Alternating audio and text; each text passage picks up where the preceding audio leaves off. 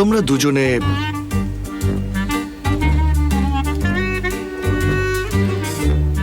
মানে এখন কি তোমরা সত্যি সত্যি বিয়ে করতে চাচ্ছ? চাচ্ছি তো ভাই, এই সামারে ইনশাল্লাহ। আমার মনে হয় তোমার আমার কাছে প্রস্তাব নিয়ে আসা উচিত। অবশ্যই আসবো, এটা তো আমাদের ট্র্যাডিশন। আমাদের গায়ে হলুদ হবে, মেহেদি নাইট হবে, আমরা সব করব। আচ্ছা ঠিক আছে, তাহলে কবে বিয়ের প্রস্তাব নিয়ে আসছো? বাবা জেল থেকে বের হলেই, কারণ তিনি পরিবারের বড়। ঠিক আছে। কিসের প্রস্তাব দেবে?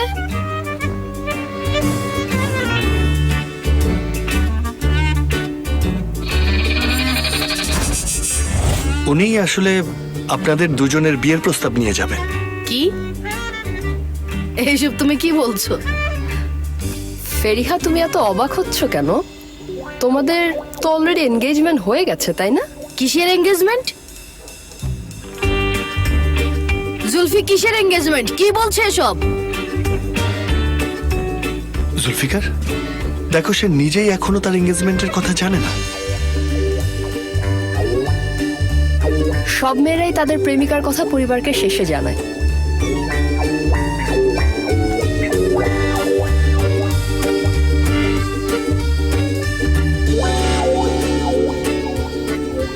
তুমি বলেছিলে এটা একটা সিক্রেট, তুমি ওদের সবাইকে বলে দিয়েছো? কে? অবশ্যই বলবে, বলতেই হবে। আপনজনের কাছে কিছু লুকাতে নেই, সেটা এনগেজমেন্ট হোক, বিয়ে অথবা বাচ্চা, যাই হোক। প্রথমে তোমার আমার কাছে আসা উচিত ছিল, তারপর আমাকে এই বিষয়টা জানানো উচিত ছিল। আমি তোমার ভাই। হ্যাঁ ভাই, তুমি আমাকে জিজ্ঞেস না করে কোনো কিছুই করতে পারো না। বেশি হয়ে যাচ্ছে, থামো। ঠিক আছে, হয়েছে হয়েছে, এবার তোমরা একটু থামো। ছেড়ে দাও আমাকে, ছেড়ে দাও। ওকে ছেড়ে দাও, ছেড়ে দাও। ছাড়ো। থামো। এদের বাঁধন খুলে দাও। সবার বাঁধন খুলে দিব? আমাকে রাগিও না।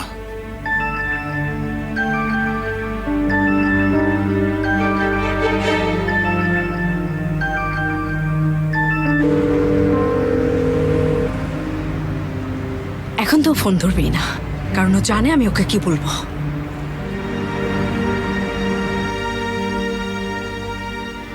এখানে কেন এসেছো? ওদের তুলে নিয়ে এসেছো কেন? কারণ আমার বোরিং লাগছিল, ভাবলাম একটু খেলাধুলা করি। সদরুদ্দিন, আপনি কিন্তু ভুল পথে যাচ্ছেন। আমি তো এক সময় ঠিক পথে ছিলাম, তার বদলে কি পেয়েছি দেখো, দেখো। ভাই, আপনি চাইলে এখানে শান্ত থাকবেন, না হলে সোজা চলে যাবেন। আমাদের যে এখন এত প্রবলেম সবকিছুর জন্য আপনিই দায়ী ভাই। তোমরা কোথায় ছিলে আর তোমাদেরকে আমি কোথায় নিয়ে এসেছি? তোমরা খুব সেলফিশ, সব ভুলে গেছো।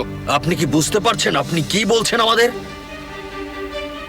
এদেরকে খুলে দাও। শান্ত হও সদরুদ্দিন। আমি শেষবারের মতো বলবো, এরপর তোমাকে মেরে ফেলবো। একটা বড় বিপদে পড়বে। তুমি অলরেডি একটা বড় বিপদে পড়ে আছো।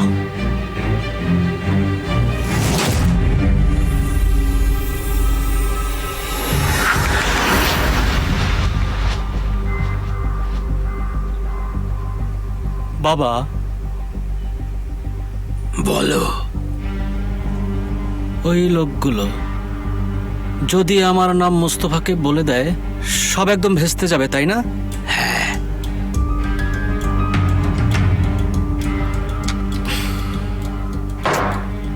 আমি কি তখন শেষ হয়ে যাব বাবা? তুমি অলরেডি শেষ হয়ে গেছো।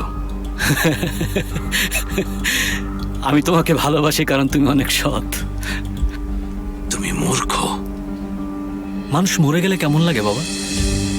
আচ্ছা, কবরে তোমার এখন কেমন লাগে? ওখানে শুধু একটাই পার্থক্য আছে, কোনো টেলিভিশন নেই। আ, আ, আ, আ।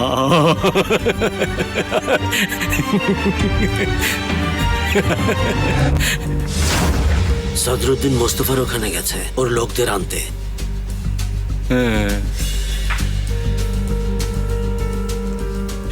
সদরুদ্দিন ওখানে, মুস্তফা ওখানে, আয়েশাও যাচ্ছে ওখানে। পপকর্ন হাতে নিয়ে বসো এহসান, সিনেমা কিন্তু শুরু হতে যাচ্ছে, অনেক মজা হবে।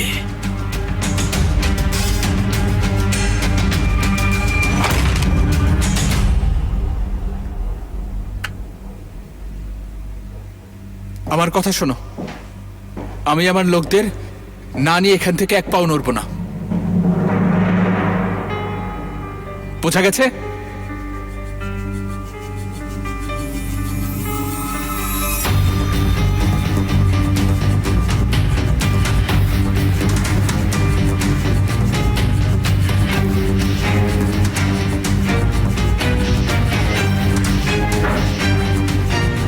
ইনাফ, তোমাদের কি এখন এরকম ঝগড়া করতে লজ্জা করে না?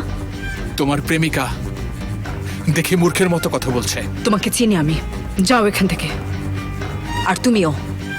আমাদের মাঝে এসো না আয়েশা, এটা আমাদের ব্যাপার, চলে যাও তুমি। ভাই, আপনার বাবার দিকে তাকিয়ে এতদিন কিছুই করিনি আমরা, কিন্তু আমাদের হাতে আর কিছুই করার নেই। আমরা তোমার সাথে কোনো বিবাদে যেতে চাই না ভাই। কি এখন একটা মেয়ের পেছনে লুকাবে নাকি তুমি? সদরুদ্দিন, সদরুদ্দিন, যথেষ্ট হয়েছে। আরে সরো তো, সদরুদ্দিন। আমার সামনে থেকে সরে যাও। আয়েশা, আয়েশা, কি আপনি এটা কিভাবে করলেন? আমি ঠিক আমার আছে। দিকে তাকাও, আমার দিকে তাকাও ঠিক বলছি। আছে। তুমি কি পাগল হয়ে গেছো নাকি?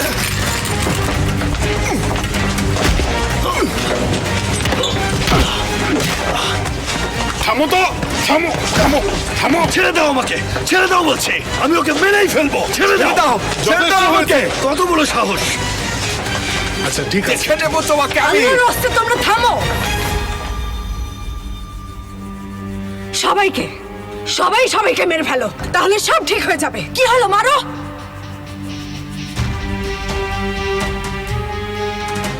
সদরুদ্দিন, যাও এখান থেকে। আমি আবার আসবো, তখন আমার হাত থেকে তোর নিস্তার নেই।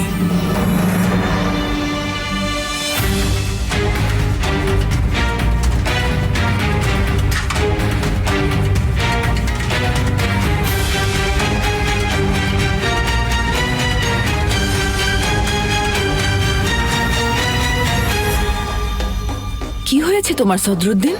তোমার কি হয়েছে? তোমার মুখে এগুলো কিসের দাগ? কিছু হয়নি, রুমে যাও। কি হয়েছে তোমার মুখে? তোমাকে ওরা মেরেছে আরে নাকি? বললাম না, রুমে যাও।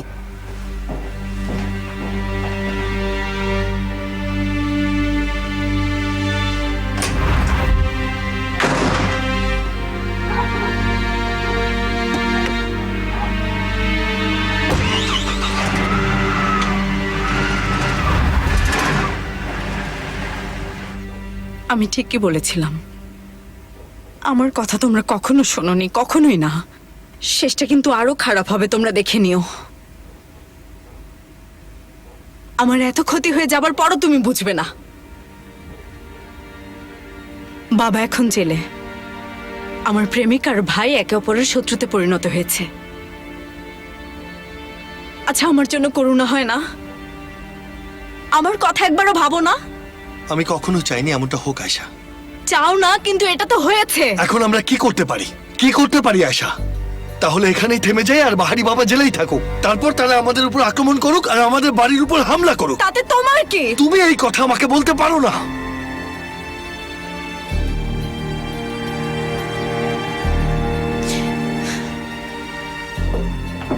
মোস্তফা, আর না, অন্তত তুমি কথা বাড়িও না। ও ঠিকই বলেছে। ওর কেমন লাগছে নিজের ভাই আর প্রেমিকের মাঝখানে থাকতে? এসব নিয়ে তুমি আর কোনো কথা বলো না। ও তো খারাপ কিছুই বলেনি। ও বুঝতে পারছে না। তোমার যা ইচ্ছে তাই করো, ঠিক আছে? সদরুদ্দিনের সাথে মারামারি করো, দেখবে আয়েশাই মারা গেছে। ফেরিহা,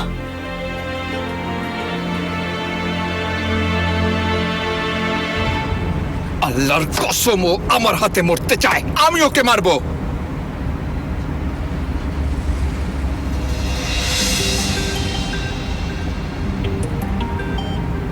আমি খুন করবো ওকে।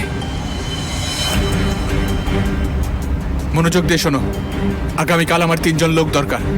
শক্ত সামর্থ্য লোক দরকার আমার। একজনকে শিক্ষা দিতে হবে, ঠিক আছে? ওর নাম মোস্তফা। কালকে সব ডিটেলস বলবো। রাখছি। আমার এটা অনেক আগেই করা উচিত ছিল, আরো আগেই তোমাকে মারা উচিত ছিল, নোংরা নর্দমার কীট। পসিবল না, আমরা একসাথে থাকতে পারবো না। এভাবে বলো না, সব ঠিক হয়ে যাবে। দেখো আয়েশা, যখন থেকে ওর সাথে পরিচয় হয়েছে তখন থেকেই ওকে বোঝাচ্ছি, আমি বহুবার দেখেছি, আমি শুধু দেখেই যাচ্ছি, কিন্তু না, এতে কোনো লাভ হয়নি। ওরা সবাই বাচ্চাদের মতো করে। ওরা মোটেও বাচ্চা না। যদি বাচ্চা হতো তাহলে পিস্তল ইউজ করতো না। আয়শা প্লিজ এগুলো নিয়ে আর চিন্তা করো না। আমি মোস্তফার সাথে কথা বলবো। শুনবে না আমার কথা, বলে লাভ হবে না। আয়শা, মোস্তফা আপনাকে অনেক ভালোবাসে। ও শুধু আমাদের হেল্প করতে চায়। যা খুশি তাই করুক, আমি আসছি।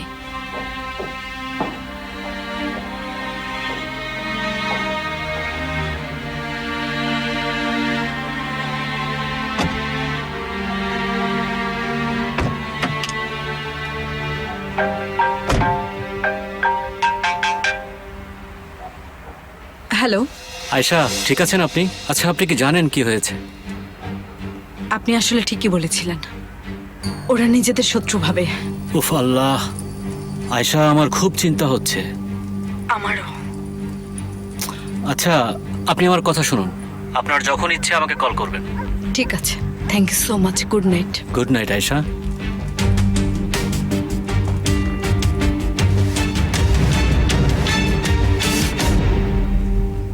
আমাদের সদরুদ্দিনের কাছে গিয়ে ওকে বলা উচিত যে সে আমাদের ফাঁদে ফেলেছিল। বাবার কথা তো শুনলে, ওরা সদুকে ইউজ করেছে। প্রথমে আমাদের সেই লোকের কাছে পৌঁছাতে হবে যে আমাদের সাথে খেলছে।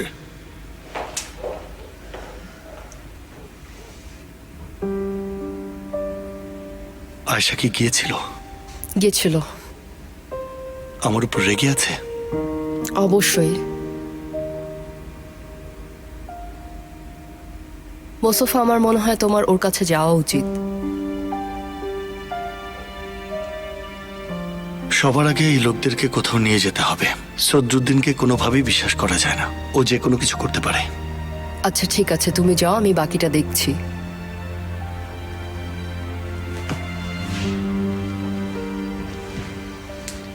আচ্ছা আমিও যাচ্ছি তাহলে। ঠিক আছে চলো, তোমাকে নামিয়ে দিয়ে আসি। আমাকে বাসায় নামিয়ে দেবে, তারপর এঙ্গেজমেন্টের ব্যাপারে কথা বলবো।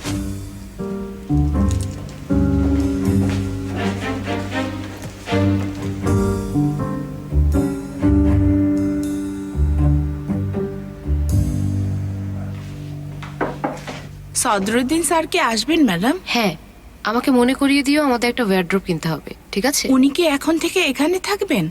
হ্যাঁ। হঠাৎ এই প্রশ্ন? না এমনি।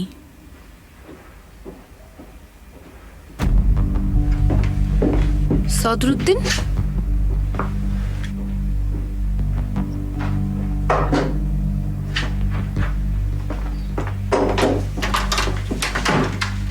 কি হয়েছে? তোমাকে এমন দেখাচ্ছে কেন? কি হয়েছে আমাকে সব খুলে বলো। কিছু হয়নি, কিছু জিজ্ঞেস করো না। এসব তুমি কি বলছো? এত রক্ত কোথা থেকে আসলো? গাড়ির দরজায় ধাক্কা খেয়েছিলাম। হ্যাঁ একদম তাই। বিশ্বাস করলে করো, না হলে না। বলো, তুমি আবার কার সাথে মারামারি করেছো? আমাকে আর কিছু জিজ্ঞেস করলে আমি চলে যাব। আচ্ছা আসো, আগে ব্যান্ডেজ লাগিয়ে দিই।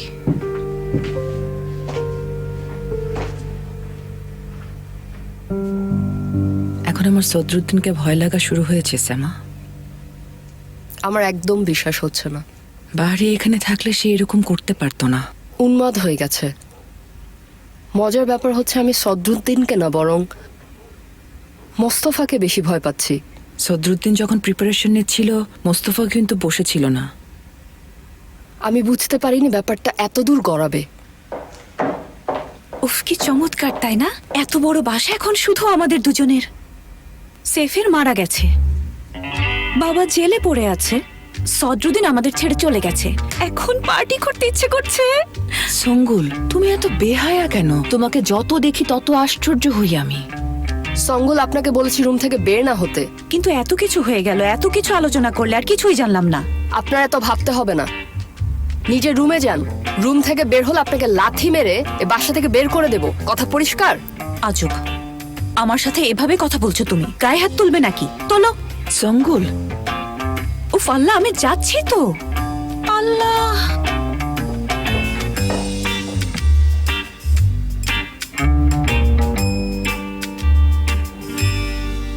ব্যথা লাগছে?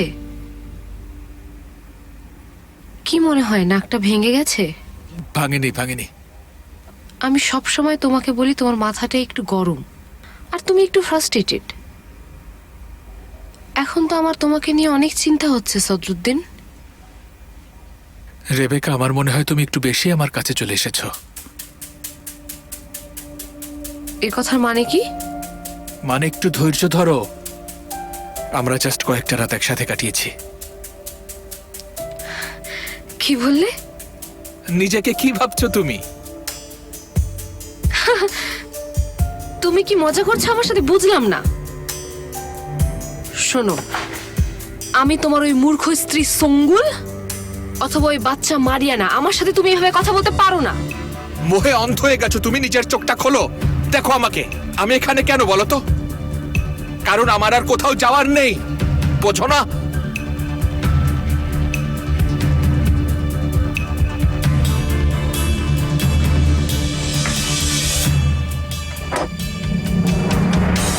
এই মুহূর্তে তোমার খুলি আমি উড়িয়ে দেব।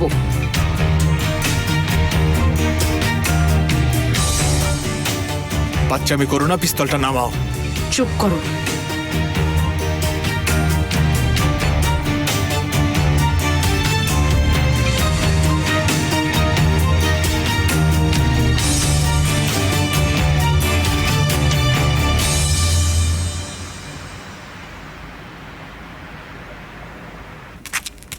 এটার মানে কি? এখন আবার এঙ্গেজ হওয়ার কথা কেন উঠলো বলো তো আমাকে?